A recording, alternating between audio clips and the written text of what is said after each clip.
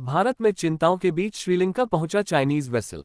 भारत में चिंताओं के बीच एक चीनी शोधपोत जिसे व्यापक रूप से एक जासूसी जहाज के रूप में चिन्हित किया गया था, मंगलवार सुबह श्रीलंका के हम्बनटोटा बंदरगाह पर पहुंचा।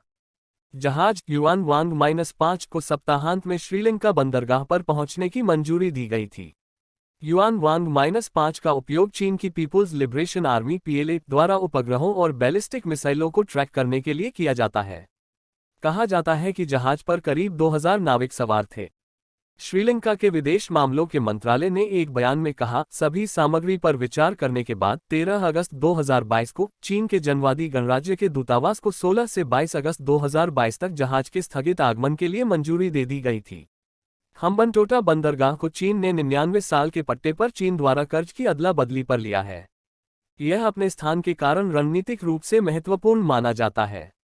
कर्ज में डूबे श्रीलंका में जहाज का आगमन, जिसकी शुरुआत में 11 अगस्त को होने की उम्मीद थी, द्वीप राष्ट्र द्वारा इस महीने की शुरुआत में बीजिंग से प्रवेश को स्थगित करने के लिए कहा गया था।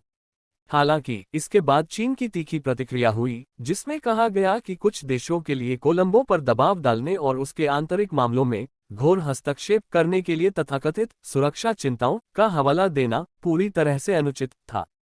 बीजिंग ने कहा था कि उसने जहाज के पुनःपूर्ति उद्देश्यों के लिए नई प्रवेश तिथियां मांगी थीं। हालांकि विदेश मंत्रालय के प्रवक्ता अरिंदम बागची ने बीजिंग की टिप्पणी पर तीखी प्रतिक्रिया दी।